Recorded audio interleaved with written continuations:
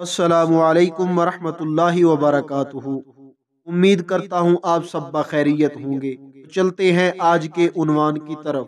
آج کی ویڈیو کا عنوان ہے صحابہ کرام رضی اللہ تعالی عنہم کی سخاوت۔ ایک حدیث میں ہے کہ آیت مذکورہ بالا کا نزول اس واقعہ کے بعد ہوا کہ بارگاہ نبوت میں ایک بھوکا شخص حاضر ہوا۔ حضور صلی اللہ علیہ وآلہ وسلم نے ازواج مطہرات کے حجروں میں معلوم کرایا کہ کیا کھانے کی کوئی چیز ہے۔ معلوم ہوا کہ کسی بیوی صاحبہ کے یہاں کچھ بھی نہیں ہے۔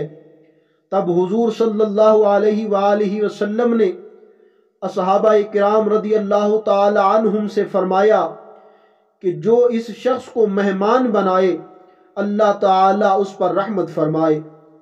حضرت ابو طلحہ انصاری کھڑے ہو گئے اور حضور صلی اللہ علیہ وآلہ وسلم سے اجازت لے کر مہمان کو اپنے گھر لے گئے۔ گھر جا کر بیوی سے دریافت کیا کہ گھر میں کچھ کھانا ہے۔ انہوں نے کہا کہ صرف بچوں کے لیے تھوڑا سا کھانا رکھا ہے۔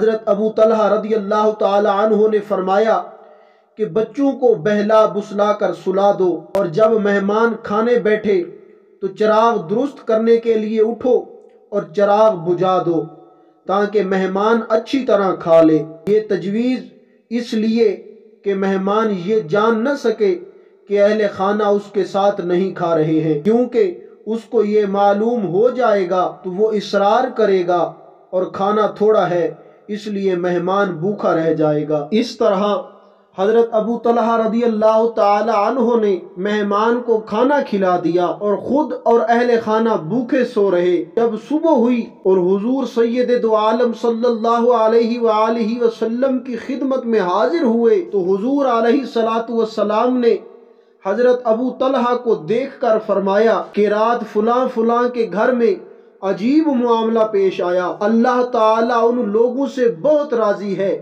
اور سورۃ حشر کی یہ آیت نازل ہوئی۔ درس ہدایت، یہ آیت مبارکہ اور اس کی شان نزول کے حیرت ناک واقعات ہم مسلمانوں کے لیے کس قدر عبرت خیز اور نصیحت آموز ہیں، اس کو لکھنے کی کوئی ضرورت نہیں۔ ہر شخص خود ہی انصاف کی اینک لگا کر اس کو دیکھ سکتا ہے، بشرطے کہ اس کے دل میں بصیرت کی روشنی اور آنکھوں میں بصارت کا نور موجود ہو۔